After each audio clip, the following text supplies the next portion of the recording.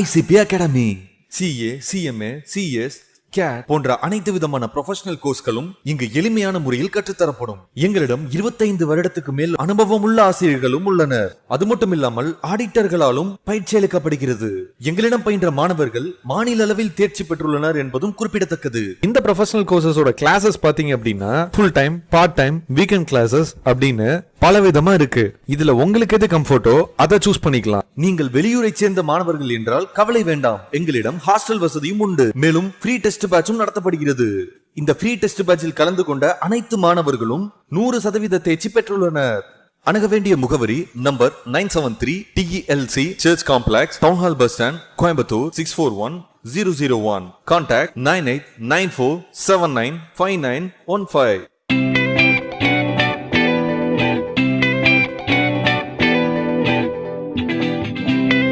Next procedural aspects of அக்கௌண்டிங்னு பார்க்குறோம். So accounting அப்படிங்கிறதோடைய procedure ஜென்ரலாக ரெண்டாக டிவைட் ஆகுது. ஒன்று வந்து to generate the financial information, then after using the financial information. So generate financial information அப்படின்னு சொல்லும்போது அகெயின் அதை சப்டிவைட் பண்ணுறோம். அதை தான் நம்ம இப்போ டெஃபினேஷனில் ஒன்றுன்னா பிரித்தோம். First one is recording. ரெக்கார்டிங்கிறது தான் basic function of an accounting. அப்போ ஃபினான்ஷியல் கேரக்டரில் இருக்கக்கூடிய எல்லா டிரான்சாக்ஷன்ஸையும் எல்லா ஆக்டிவிட்டீஸையும் அதை எடுத்து அதோட சப்போர்ட்டாக இருக்கக்கூடிய டாக்குமெண்ட்ஸை வச்சுட்டு அதை அதற்குரிய புக்கில் ரெக்கார்ட் பண்ணுறது அப்படிங்கிறது தான் ரெக்கார்டிங் பர்பஸ்ன்னு சொல்கிறோம். அப்போ டாக்குமெண்ட்னா ஒரு சேல்ஸ்னால் அதுக்கு ஒரு பில் இருக்கும், அப்போ சேல்ஸ் பில். பேங்க் அப்படின்னா அதுக்கு பாஸ்புக் இருக்கும். சேலரி இந்த மாதிரி எக்ஸ்பெண்டிச்சர் செய்யும்போது அதுக்கு ஏதாவது ஸ்லிப்ஸ் இருக்கும். அந்த மாதிரி ஒவ்வொரு டாக்குமெண்ட்டும் அதுக்குரிய எவிடன்ஸோடு அதை ரெக்கார்ட் பண்ணி வைக்கிறதுக்கு புக்குக்கு பேர் வி கால் இட் ஆஸ் ஜேர்னல்னு சொல்கிறோம். இது வந்து அகெயின் இந்த ஜேர்னலை வந்து நம்ம குட்டி குட்டியாக நிறையா பார்க்குறோம். அதுக்கு பேர் சப்சிடரி புக்ஸ்ன்னு பேர். மெயின் புக்ஸை ஃபஸ்ட்டு நம்ம ஜேர்னலுக்கு எடுத்துகிட்டு போகிறோம். ஜேர்னலில் எடுத்துகிட்டு போக முடியாத ஒரு குட்டி குட்டி ஆக்டிவிட்டீஸ் இருந்துச்சுன்னா அதையெல்லாம் வந்து டைரெக்டாக சப்சிடரி புக்ஸுக்கு என்டர் பண்ணுறோம். Next is classification. கிளாஸிஃபிகேஷன்னா இந்த ஜேர்னலில் இருக்கக்கூடியதெல்லாம் வந்து எல்லா டிரான்சாக்ஷனும் டோட்டலாக அப்படியே என்ட்ரி ஆகிருக்கும். That is called journal. But அதில் relating to one particular activity, சேல்னா சேல் எல்லாம் ஒட்டுக்கு, பர்ச்சேசஸ் எல்லாம் ஒட்டுக்கு, அப்படி எடுத்துகிட்டு போகிறத கிளாஸிஃபை பண்ணி அனலைஸ் பண்ணுறதுக்கு பேர் தான் கிளாஸிஃபிகேஷனுடைய பர்பஸ்ன்னு சொல்லுவேன். இப்போ all activities related to one term, one form, அதை கொண்டு வர்றதுக்கு பேர் லெட்ஜர்னு பேர். அதில் டிஃப்ரெண்ட் பேஜஸ் இருக்கும். அந்த similar transaction of one particular account or head will be brought together, அதுக்கு பேர் லெட்ஜர்னு சொல்கிறது. இந்த லெட்ஜரில் இருந்து then after we will go to summarising. சம்மரைசிங்னு சொல்லும்போது அந்த டோட்டல் அந்த ஹெட்டில் எவ்வளோ எக்ஸ்பெண்டிச்சர் ஆகிருக்கோ இல்லை எவ்வளோ இன்கம் வந்திருக்கோ அதில் என்னென்ன பண்ணியிருக்கோங்கிறத எடுத்து டோட்டல் அப் பண்ணுறதுக்கு பேர் நம்ம சம்மரைசிங்னு சொல்கிறோம். இதுதான் ஃபினான்ஷியல் ஸ்டேட்மெண்ட்டுக்கு ப்ரிப்பேர் பண்ணுறதுக்கு ரைட் ஆகுது. நெக்ஸ்ட்டு வந்து அனலைசிங். அனலைசிங்கிறது ரெண்டு ஐட்டம் எடுத்து அந்த ரெண்டை ரிலேட் பண்ணி ஒன்னோட ஒன்று எப்படி it has been related, what is the relationship between it. அதாவது இப்போ ப்ராஃபிட் அண்ட் லாஸ் அக்கௌண்ட் எடுத்தோம்னா என்ன ப்ராஃபிட் வருது, எப்படி பேலன்ஸ் ஷீட் வருது, எப்படி பேலன்ஸ் ஷீட்டில் இருக்கிற ஒவ்வொரு ஐட்டமும் அதர் ஐட்டமோட ரிலேட் ஆகிருக்கு அப்படிங்கிறத அந்த திங்க் பண்ணி அதை பிரித்து பார்க்கறதுக்கு பேர் அனலைசிங்னு சொல்கிறோம். அப்போ இந்த ஃபினான்ஷியல் ஸ்டேட்மெண்ட்டை வந்து அனலைஸ் பண்ணுறது அப்படிங்கிறது சார்ட்டர்ட் அக்கௌண்டன்சி கோர்ஸில் later they will be coming to know about. And finally last one is interpreting. Interpreting அப்படிங்கிறது இந்த ரிலேஷன்ஷிப்பை நம்ம கண்டுபிடிச்சதை how it is been established, இது எப்படி யூஸ் ஆகுது, இதை வந்து இதனோட மீனிங் என்ன, how it is been helpful, இதை வச்சு என்ன பண்ணுவாங்க, இந்த why it happened, how it happened, இல்லை இதே மாதிரி போனால் வாட் வில் ஹேப்பன், இதை அண்டர் ஸ்பெசிஃபைடு கண்டிஷன்ஸ் அதை பிஸ்னஸ் ஆப்ரேஷனை எக்ஸ்பிளைன் பண்ணுறதுக்கு பேர் தான் இன்டர்பிரட்டிங்னு சொல்லுவோம். அந்த interpretation finally has to be communicated அப்படிங்கிறது தி ரிப்போர்ட்ஸ் வழியாக. இப்போ ஒரு எக்ஸ்பெண்டிச்சர் ஹெட்டில் நிறைய எக்ஸ்பென்ஸ் பண்ணியிருக்கோம்னா வை திஸ் ஹேப்பன், இந்த மாதிரி எக்ஸ்பெண்டிச்சர் நிறையா பண்ணும்போது what will be the net result, profit எப்படி குறையும், இது லாஸ்ட் இயருக்கு இந்த இயருக்கு எப்படி இன்க்ரீஸ் ஆகிருக்கு அப்படிங்கிறது ஒரு டயக்ராமோ ஒரு கிராஃபோ இல்லை ஒரு ஸ்டேட்மெண்ட்டோ அப்படிலாம் போட்டு அந்த ஃபினான்ஷியல் ஸ்டேட்மெண்ட்ஸை ப்ரெசென்ட் பண்ணுறதுக்கு பேர் தான் கம்யூனிகேட்டிவ்னு சொல்கிறோம். ஸோ இதெல்லாம் வந்து ஸ்டெப்ஸ் ஆஃப் அக்கௌண்டிங். இந்த ஃபஸ்ட்டு 2 ப்ரொசீஜரல் ஸ்டேஜஸில் வந்து ஜஸ்ட் ஃபினான்ஷியல் இன்ஃபர்மேஷன் கேதர் பண்ணுறதுக்கு தான் வரும், அதுக்கு புக் கீப்பிங்னு சொல்கிறோம். பட் அனலைஸை இன்டர்பிரட்டிங் அண்ட் கம்யூனிகேஷன் அப்படிங்கிறது வந்து later stage of accounting users அப்படின்னு தான் போகிறோம். இப்போ இந்த யூஸிங் தி ஃபினான்ஷியல் இன்ஃபர்மேஷன் அப்படின்னா யாரெல்லாம் யூஸ் பண்ணுறாங்க அப்படின்னா, ஏர்லியர் வந்து யூசர்ஸ்ன்னு பார்த்தா ஒன்லி த ஓனர்ஸ் தான் யூசர்ஸ்ன்னு பார்த்தோம். பட் நவ் நிறைய டைல்யூட் ஆகி அதுக்கு பிஸ்னஸ் வந்து ரொம்ப காம்ப்ளிகேட்டடாக ஆகிடுச்சு. முன்னால் வந்து இட் வாஸ் சிம்பிள். நவ் வந்து too many people are using the records.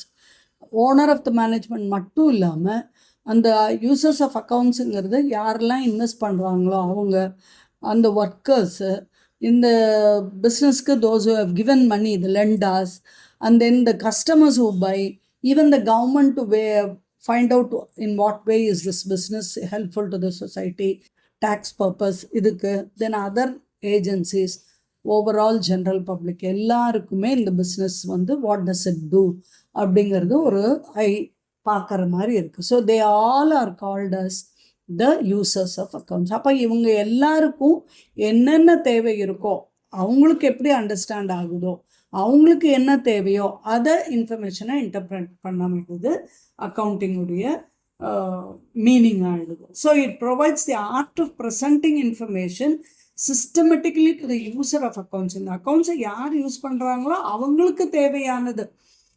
இப்போ கன்சூமருக்கு தேவையானது சப்ளையருக்கு தேவையில்லை, சப்ளையருக்கு தேவையானது லெண்டாருக்கு தேவையில்லை, லெண்டாருக்கு தேவையானது இன்வெஸ்டருக்கு தேவையில்லை. ஆனால் இவங்களுக்கு தேவைங்கிறது வேறு விதமான அக்கௌண்ட்ஸாக இருக்குது. So for each one in the manor it would help them அந்த அக்கௌண்ட்ஸை அவங்களுக்கு ப்ரெசென்ட் பண்ண வேண்டியதாக இருக்குது. ஸோ அக்கௌண்டிங் டேட்டா அப்படிங்கிறது ஒரு பெரிய எக்கனாமிக் ஸ்ட்ரெஸ் ஆக்டிவிட்டின்னு தான் சொல்கிறோம். டெக்னிக்கல் ஃபார்ம் ஆக்டிவிட்டியை விட இது வந்து இன்ஃபர்மேஷனை ஒரு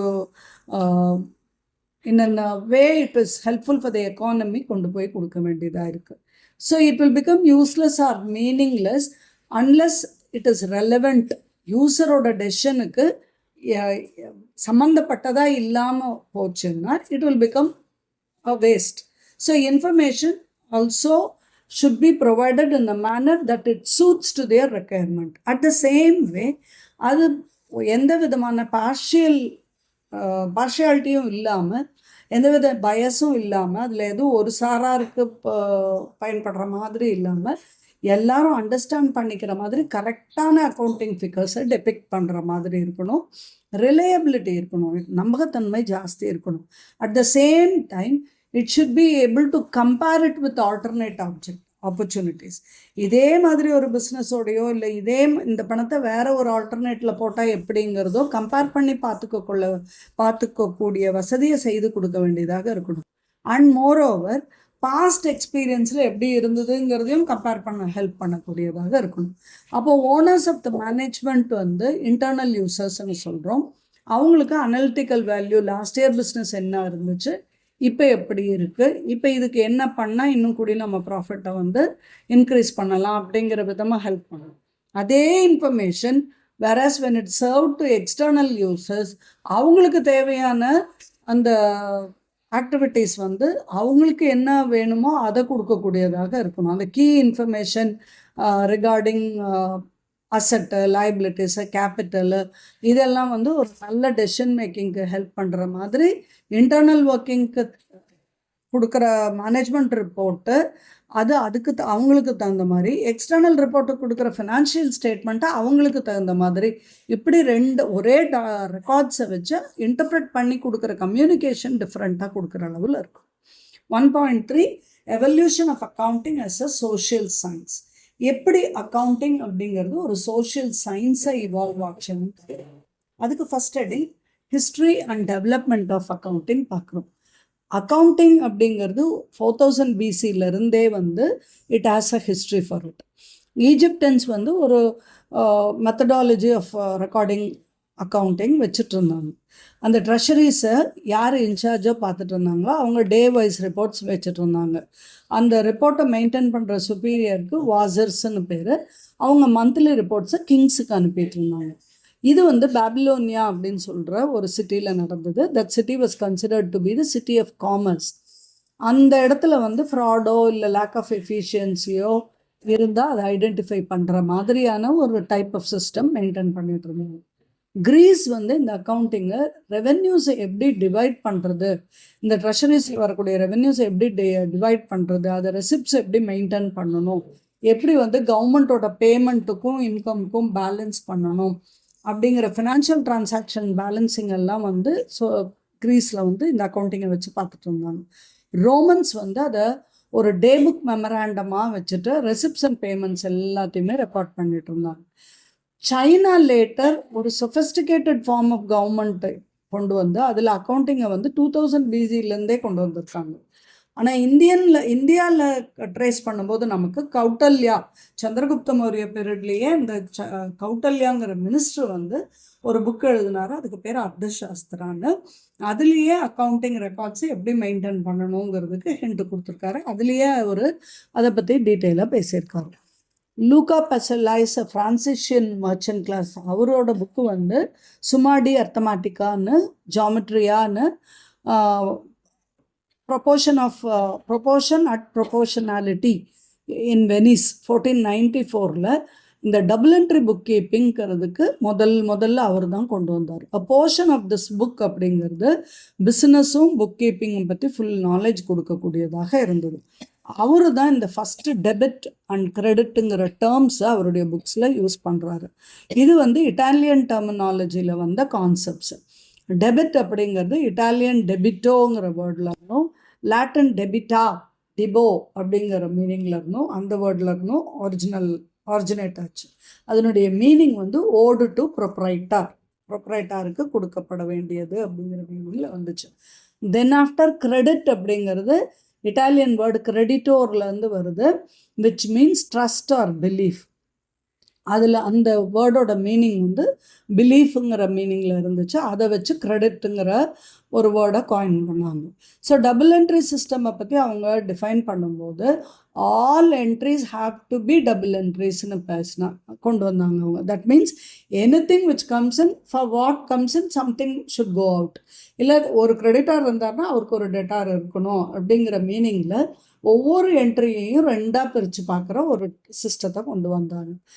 அது மட்டும் இல்லாமல் he also mentioned that merchants' responsibility is to give glory to God in their enterprises.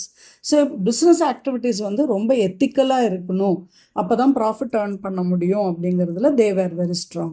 So memorandum, Journal, ledger, அதோட அக்கௌண்டிங் ப்ரொசீஜர்ஸ் எல்லாமே டீட்டெயில்டாக he discussed in his book. இந்த ஓல்டஸ்ட் ஃபார்ம் எடுத்துட்டோன்னா அக்கௌண்டிங் அப்படிங்கிறது அந்த ஸ்டீவர்டு ஃபங்க்ஷனுக்கு டிஸ்சார்ஜ் பண்ணக்கூடிய ஒரு வேர்டாக தான் அதில் புரிய வந்தது. ஸோ வெல்தி மேன் என்ன பண்ணாங்க, அந்த ஸ்டீவர்ட்ஸை அவங்க ப்ராப்பர்ட்டியை மேனேஜ் பண்ணுறதுக்கு அப்பாயிண்ட் பண்ணாங்க.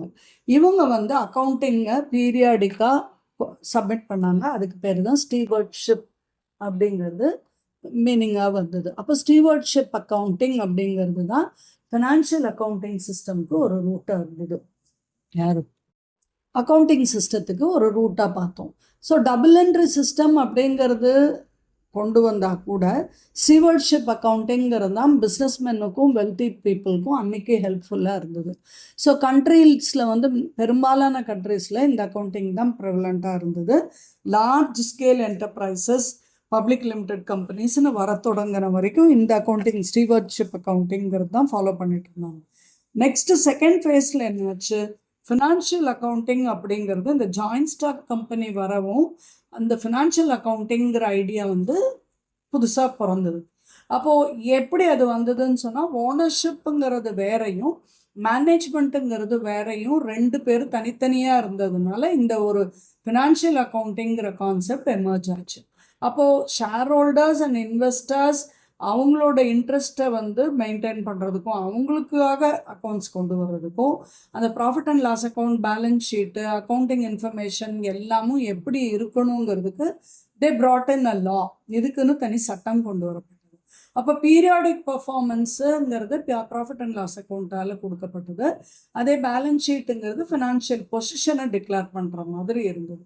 அப்போது லீகல் ஸ்டேட்டஸ் கிடச்சிது. இது எதுக்கு, ஏன் அப்படின்னு கேட்டால் அந்த ஓனர்ஸுக்கும் எக்கனாமிக் என்டிட்டிக்கும் அங்கே எம்ப்ளாய் ஆகிருக்கிற மேனேஜர்ஸ்குள்ளேயும் ஒரு ரிலேஷன்ஷிப்பை கொண்டு வர்றதுக்காக அந்த அக்கௌண்ட்ஸ் புக்குக்கும் ஒரு லீகல் ஸ்டேட்டஸ். ஏன்னா லாவால் டிக்டேட் பண்ணக்கூடிய மெத்தடாலஜி ஃபாலோ பண்ணதுனால அதுக்கு ஒரு லீகல் ஸ்டேட்டஸ் வர தொடங்குச்சு.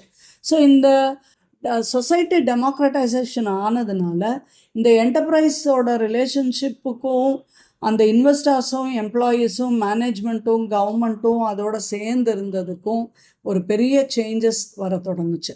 ஸோ இன்வெஸ்டர்ஸுங்கிறவங்க ப்ராஸ்பெக்டிவ் இன்வெஸ்டர்ஸ் அவங்க பிஸ்னஸ் கான்டாக்ட் குரூப்ஸோட நிறைய அந்த பிஸ்னஸை பற்றி தெரிஞ்சுக்க வேண்டிய ஒரு நெசசிட்டியில் தள்ளப்பட்டாங்க. அதனால் ஃபினான்ஷியல் அக்கௌண்டிங்கிறது ஒரு இம்பார்ட்டன்ஸை கெயின் பண்ண ஆரம்பிச்சிச்சு. அப்போது போர்டு வந்து இதை எப்படி யூஸ் பண்ணுது, ஜட்ஜ்மெண்ட் எப்படி எடுக்குது அப்படிங்கிறது தெரிஞ்சுக்கிறதுக்கு இவங்களுக்கு அது தேவைப்பட்டது. தேர்டு ஃபேஸில் அக்கௌண்டிங் இன்ஃபர்மேஷன் அப்படிங்கிறது மேனேஜ்மெண்ட் டெசிஷன் மேக்கிங்க்கும் ஹெல்ப் பண்ணுச்சு, குவாலிட்டி ஆஃப் மேனேஜ்மெண்ட் டெசிஷன்ஸுக்கும் ஹெல்ப் பண்ணுச்சு. ஸோ இந்த நியூ டைமென்ஷன் ஆஃப் அக்கௌண்டிங் அப்படிங்கிறது மேனேஜ்மெண்ட் அக்கௌண்டிங்னு 20th செஞ்சுரியில் எவாலுவேட் ஆச்சு.